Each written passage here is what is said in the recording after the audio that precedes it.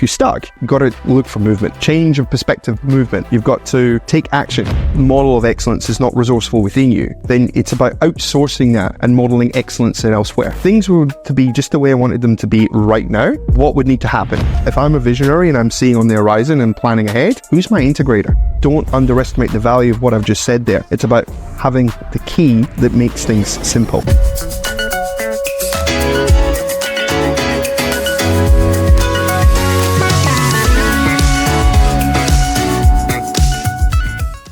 Here's why you're stuck in your practice, and here is what you need to do to get unstuck. Let's dive in. Hey guys, Tristan Bond here, CEO and founder of Practice Acceleration. Welcome to the Practice Acceleration podcast, and today I've got our GM and head of coaching and head of jacket blazer glory and sneaker glory, Dave MacDonald. Yeah. Thanks for being here. I love it. I've got my new bright blue, baby blue on today. Matches my eyes. Showing me up. If I knew you were going to bring a blazer, I would have gone and got one myself. But hey, next episode, I'm going to see if I can match you with that blazer. Love it. So today we're talking about why practice owners are stuck and what to do about it to get unstuck. So what does stuck mean? Yeah, I think, a lot of the time we see it a lot is stuck in terms of not really knowing what to do. They're stuck in their own head is one thing. Stuck in terms of not being able to achieve the growth and not, achieving their expectations, Gotcha. And one thing we may speak about in a minute, when I see it a lot as members, they start shootering all over themselves. Yes. Which I love. It should be doing this, should be doing that, should be better, should be this. Should, and like comparison as well to where they want to be, where they should be, or comparison to other people doing better than them. And there's nothing worse than someone comparing their chapter 2 to someone else's chapter 10. They say, comparison's what the thief of all joy. Yes. Yes. But that's probably maybe for another time. But just even speaking to the point where just speaking to a client only this morning, and I had to pull them out of the shooting, as they say, shooting all over the self. And I said, you got to stop shooting, because if you keep doing this, they're not matching their expectations. But anyway, the whole idea of being stuck, I think the first point is that they're stuck in their own head, and they're, where they think they should be compared to where they want to be. So when I started this episode, I was saying, like, here's why you're stuck, and here's how we get you unstuck, or how you get yourself unstuck. But so stuck can mean different things to different people. So being stuck could be stuck like in a business sense, like stuck at the same level. It could be stuck in, like you said, in your own head of like, I don't know what to do, overwhelmed, or even burnt out. The interesting thing is you might be moving in your business and it might be growing, but you could still be stuck in your own mind around what do I do next, or how do I get unstuck in this particular part of my business life, right? But even if you think to that point, like you've got stuck, right? And if you think about, let's just take the analogy of water, And I want you to think murky pond. I'm thinking sparkling water in my glass right now. Oh, even sparkling water is movement. I like how you pivoted quickly. Yeah, I mean, if you think about murky pond, there's the water is still, it's growing algae. Yes. It's become murky. It's become stale. It's become bleh. Yeah, we don't want to go in that. But then if you think about the other option is like, pure, originally my background is obviously being Scottish, but if you think about pure Scottish water, best kind, that's what you use to make all your scotch. Yeah, but even if sparkling water, there's movement. If you think about a free flowing, so versus murky pond, which is still, versus free flowing water where there's movement, therefore there's clear and it's pure and so forth. So I think the point I'm getting at here is if you're stuck, you've got to look for movement. Yeah. You've got to change of perspective, movement. You've got to take action. It's movement. There's another phrase that I say to our clients, that action precedes clarity. Yes, very much. It's not until you start moving and grooving does the path you're on become clearer and clearer. Action has to happen first. Same with motivation, right? You don't feel motivated until you take that first step. Absolutely. So if we think about talking about being stuck for a moment, when people come to us and they say that they're stuck, like, what are they doing? Like, how does that come out in their behavior? Like, what are they experiencing? Like, I'm imagining like the downside of it is like frustration, then potentially trying to do too much themselves or repeat what they've done in the past to try to break through to that next level. What are some other downsides? If people don't get unstuck, what else is something negative that happens that you see? Like getting stuck in the head, getting frustrated, then overworking by trying to like outwork the problem, so to speak. Yeah. What else do they do? Well, I think they just kind of get really angry, and they just kind of like throw their hands up and just say and go, oh, what's the point? It's kind of like, if anything, it's like they give up. They give up. You know, it's like, oh, what's the point? Yeah. You know, so they give up. And then they just... And we can all relate to that. Yeah, and it's even just like settling. You know, they just settle, well, that's I guess I can only get this many patients, or I guess we can only hit this much, we're only capped at this much income, or I guess we can only do this, or, you know, there's no good talent out there, there's no recruiting up there. It's just, they settle. And I think that comes... you know, when it comes to the stuck point, is that they're really stuck in their own perspective. Yes. You know, they're so, either because of the experience and them working so hard each day to try and do something with that, they're just, that's their reality. Yeah. You know? It becomes their reality. Yeah. But it's not the reality for someone else necessarily. Correct. You know? It doesn't have to be the reality, right?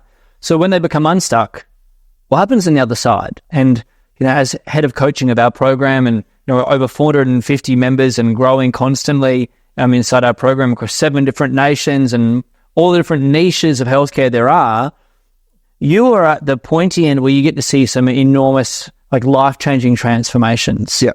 What happens when people get unstuck? Yeah. Well, I think there's 3 shifts. I think there's shifts in belief, there's shifts in traits, and there's shifts in skill set. Nice. You know, so we just speak to these really quickly. First you know? one, shift in belief. Shift in belief. Well, first of all, their experience is shaping that belief. So first and foremost, it's kind of like, if you don't have that result, you know, if that model of excellence is not resourceful within you, then it's about outsourcing that and modeling excellence in elsewhere. And a lot of our clients come in and model excellence from you and from a lot of our other... Because I'm excellent. Like, you are very excellent. Be excellent, people. So it's Bill and Ted reference. Excellent journey. Yeah. Not the bogus journey. No, we don't want that. We want to model excellence, not bogusness. Absolutely. So I think the first and foremost is about, you know, beliefs in... Be excellent to each other. Be excellent. But here's something that we're going to be working on, because, you know, later this week we work with some of our Vanguard clients. And one of the beliefs that we shape in them is, you know, we speak about, you know, what are your 3 outcomes? And the first thing is one of those outcomes is, what do I need to start believing, or what do I need to believe now that I'm yet to believe that's shaping my experience? Or, you know, it's like, what is it that Tristan believes that I'm yet to adopt that's hence shaping my experience? Yes. So the first question... they're borrowing a belief from me, essentially. Correct. And they're outsourcing that, and they're modeling excellence until it becomes... And then they're going to model that belief until they start experiencing some of the results or some of the experiences that come associated with that, and then until it becomes second nature and they just adopt it themselves. Yes, you're very clever as well. It's one of the reasons why I like you. Oh, thank you. And handsome. Oh, absolutely. Clever. No doubt. And well dressed. Thank you. So it's like the transformation of belief, like getting unstuck in that belief. Yes. So I just want to go off tangent a little bit, if that's okay. Sure. So if a belief changes, then what happens? If I'm to, like, if you're to transform a belief that I have, which is no longer serving me. Well, the thing about it, belief is what could happen next? Well, belief is just a convenient assumption we made up in some point in time. Oh, wow. Belief is, say that again, a belief is a convenient assumption that we made up at some time. Yeah. Based on outcomes we were experiencing at a previous moment in time. Yeah, if that's what that's the common denominator. Isn't it? Of that. So, therefore, it's what convenient assumption have I made that, and also if I go into that point as well, Tristan, is like going back to that point where we made that convenient assumption. A lot of the time it's like, well, who taught you that to be true? Or how do you know that to be true? And by actually going back to that point... And if they were untrue, what else could be untrue? Correct. And it's like, well, if I'm believing something right now that's holding me back, or it's not necessarily resourceful, or it's shaping what I think to be true in this moment of time, well, if it's just a convenient assumption, it's like, well, what other convenient assumption can I start making that's going to result in a very different outcome, or shape a very different belief, and so forth? So if we just shift a belief, if I'm getting this right, the first thing that would be different than that is that there would be a different action that would then occur. Yeah, well, it's if I believe this to be true, then therefore it's shaping up different possibilities. Yes. And if there's different possibilities, then therefore it's what actions or what steps can I take in order to go down that different route. It's kind of like having a very open, and courage is not the word, curiosity. That's the word. It's about, you know, what happens, we've always gone right, because right's the only way. Well, okay, well, what happens if we go left? What happens if we do it this way? What happens if... Well, if you went left, you wouldn't be right. Yes, that's right. Well, So the first thing is, like, we want to change, when you get unstuck, you're going to change the belief. Yeah. Can you speak to strategy for a moment? Because how much does strategy relate? Do you think, like, we see practice owners coming in at different points, and, you know, we work with people ranging from, say, $20K per month right up to $2 million per month and everything in between. How much does strategy play into it with being stuck and getting unstuck, do you think? I think, a big part to it, one part of it's mental, and the other part's mechanics. Yes. So what are, what some of the routines. And so mechanics means more like tactical? Yeah, like tactics and practice around it. Things that they can actually physically or mentally actually do. It's kind of like more the action, more the steps they take rather than just maybe thinking about it. So do you believe, if I'm just going to like postulate, think out loud, do you believe that strategies can influence an outcome in terms of like, if you're applying the wrong strategy at the wrong point in time, or does you can outgrow a strategy, or are people too slow to bring on a new strategy? Maybe educate us all about that. Yeah.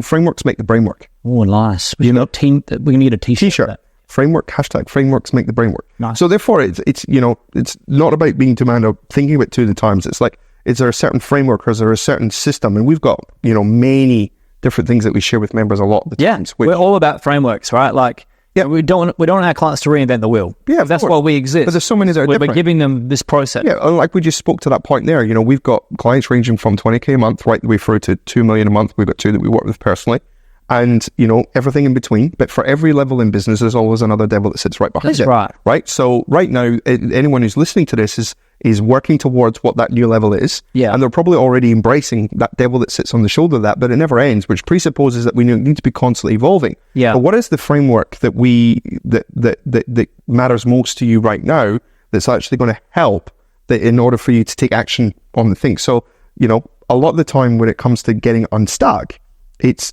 first of all being really, really open and curious to knowing, well, if it was just, wave the magic wand, if things were to be just the way I wanted them to be right now, what would need to happen? What would I need to see? What would I need to hear? What would I need to feel? What would I need to know? And then being really, really clear on that first and foremost, then you can start thinking about, well, first of all, your beliefs can change because it's what's different to someone else, but then you can start tapping into the 2 other points, which is the traits and the skill set. Yes. And I think just speaking to the second point, the first traits would be is a lot of the times we tend to, when we're stuck, we focus on self. That's right. Rather than going inward. Rather than going, well, let's focus on others. What needs to happen for other people? What needs to happen for others around me? Or what needs to, what do I need to get other people to do in order to support me through that? That's really good. I really like that. Yeah. I see amongst our clients, but also we interview a lot of people that want to join our program, and every day we're speaking to 20, 30 different practice owners that are asking us for guidance that aren't members of our program yet, and we see such a different spectrum of how people relate to when they're being stuck. And you said some go internally, like, what's wrong with me? Yep. But there's also another group of people which is like, well, there can't be anything wrong with me because I've had success in the past. Must be something wrong with my team, and so forth. And neither of which are true. Like, I don't believe anyone's entitled to success, but I know that, like, I'm feeling thirsty right now, so this point pops into my mind. Like, I know that when you are feeling thirsty, typically you already pass the point of dehydration. Like, it's like dehydration. So you're reacting. Yeah, exactly. I'm reacting. But so then we think, like, in business, when we get stuck, it's like, oh, being reactive. But the reality is, like, I love that point you said, is another level, another devil. Yes. So it's about knowing, really. So we talked about beliefs was the first part. The second part we talked about was mechanics. I'm just going to add in a third one, which is planning. Like, it's, if we know those things to be true, which they are, like, our beliefs determine our actions. We can borrow beliefs from other people around us that are doing better than us. Yes. We need to take the right action to get the right outcome. But the third part is around that planning is, I know that, for example, practice acceleration, I started from absolutely from scratch, and now we're a multi-million-dollar company and we're international. But I also know that the strategies we use at the beginning would actually take us backwards if we tried them now. Yeah. And I also know that the strategies we're using today, particularly some of the ones we're going really big on, we didn't even know existed 3 months ago. So I think planning is a really, really big part. Is knowing that we're not entitled to success just because we've had it in the past. Like, it's not Maxwell that says this. Jim Collins, he says, number one reason for why the mighty fall is hubris born of success, which is, I've been successful, therefore I'll keep getting better. I think while we get stuck is that a strategy we've used in the past, we've now outgrown that, or the environment has moved past that and it's no longer working, and we need to constantly keep adapting. None of us deserve success. It's something that's earned. Yeah. Can you speak to that point? Yeah, well, I guess there's also like, I'd rather be green and growing than ripe and rotting. Absolutely. Right? So for every level, there's another devil. It presupposes that we're always evolving, because if we say we've made any point in time, or we've got it, or we've nailed it, well, it's like saying we're ripe. It can only go one way, right? But the other thing is just even on that point we said about planning, it's just, I guess, keeping our eyes on the horizon. It's, what's coming up. It's being that proactive nature. Yes. It's getting ahead of the hurdle. But a lot of the, time with members coming working with us is it's, they get so caught up in this, like, how, like, how do I do this? The mechanics of how do I get ahead? How to get ahead? But in fact, it's, you say this quite a bit, very clever you, which is it's not about the how, it's who, not how. Clever us. Yes. So who's my who? Who do I need? Who's my, if I'm a visionary and I'm seeing on the horizon and planning ahead, who's my integrator? Yeah. Now, and for a lot of our members, that's the reason why they find practice acceleration quite us, because we are their who. We are their who. We can give them the frameworks to make the brain work. We can give them an opportunity to make that there's a new ceiling, that there's a new level. That is just really valid. Thank you for saying that. So we've talked today about people become stuck because a belief that you've had in the past is no longer serving you. Yes. Beliefs aren't real, by the way. They're just beliefs. If beliefs were real, they'd be called facts. Yeah. So it's a belief. Convenient assumptions. Yeah. Or inconvenient. Inconvenient. If they're holding you stuck, right? Yes. So beliefs need to be challenged and move forward.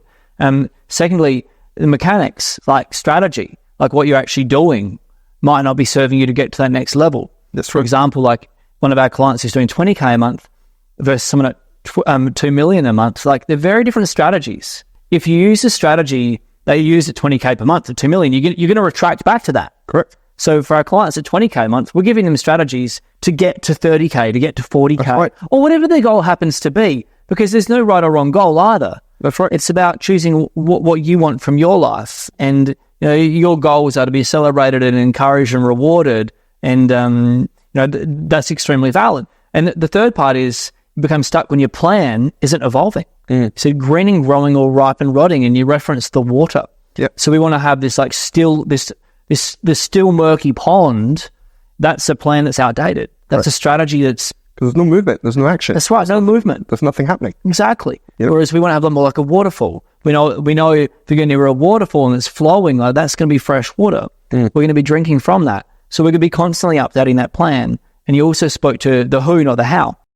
And I think that it's funny because we celebrate like smarts in life and talent, and we can all think about like you're a football fan, and by football fan for the Australians listening and New Zealanders, that means soccer. That's right. So, but like with football, we know that there's a lot of talented players that aren't necessarily going to stick around for a career because talent doesn't necessarily mean that they're going to get an outcome, right? Yes. So we think in business, there's a real, I think that it's really not helpful to try to jump into the how. Like I can do the how because I'm talented. Like that's hubris. Yes. The smartest thing to do is to acknowledge that it isn't about you being smart. The smartest thing to do is to go, well, who can get me unstuck? That's right. Well, one person's normal is another person's amazing. Ooh, it's another t-shirt. Which it is. We're making today's episode is all about. That's what we're starting a t-shirt business. That's it. But I want to speak to that point just really quick before I know you want to maybe we want to wrap up. But it's one person's normal is another person's amazing means something that comes so naturally to you or doesn't come so naturally to you comes naturally to someone else. That's right. So they're genius. So therefore, when you have the collaboration, and that's why our members love collaborating with us. Yeah. And that's what they really find that one of the great things that they feel about working alongside us is that they're collaborating with us. They are. Yeah, absolutely. Because we can tap into what's so normal to them and really elevate that and really elevate their genius space. Which we are the who because we know the how. Correct. And a lot of the time, the people say, what you guys do is so amazing, but in fact, it's so simple. Simplicity scales. Yeah. Right? And we give them those simple frameworks that really allows them to really explore. Simplicity scales and success leads clues. Absolutely. Like if you want to find another how, there's another who that's already done that. Right? Like in anything in life. Yeah. And so you go faster and you become more efficient. And that's how you get unstuck. And that's why, yeah, absolutely, because it's a movement. And then also not only starting to move, but it's not moving slowly. It's kind of like like unlock. You go fast, and I can speak to one more point. It's like, I said this to a member the other day and I says, do not underrate or do not undervalue the simplicity of what I'm about to tell you. And I said, cool, if I give you a padlock and I said, hey, Tristan, here's a padlock, open that padlock. Well, you'd be stuck, right? Because you don't know how to open the padlock. It looks quite a complicated thing. And I said, well, Tristan, I want you to do the same exercise, but here's the key. And you'll take the key and you'll open up the padlock and hey, presto. Correct. And you'll be like, Dave, that was so simple. And I'm like, yeah, it was only simple because you had the key. That's right. But and I said to them, remember, don't underestimate the value of what I've just said there. It's about having the key that makes things simple. And that's how you get unstuck. And that's how you get unstuck. And that's how you get unstuck fast. Oh, I love that. So guys, for everyone listening, for everyone watching, please make sure that you subscribe to our podcast. I know that we've really dropped some bombs here today. And if you find this valuable, which I know that you will, please tag in a friend into our show or share our show to them so that they can also start to get unstuck. So Dave, this has been an amazing episode. I really appreciate the depth that you've gone into. And also the practicality. So thank you so much. Yeah, thank you. Thanks for having me. You're absolutely welcome. You're absolutely welcome. Guys, we're going to wrap up today's episode, but we'll see you on the next podcast. We appreciate you. Thank you for watching. Thank you for listening. Thank you for sharing. Thank you for subscribing. We'll see you in the next episode. Bye for now. Ciao, ciao. Yeah. Arrivederci. Buonasera. Auf Wiedersehen. Tschüss. Thank you.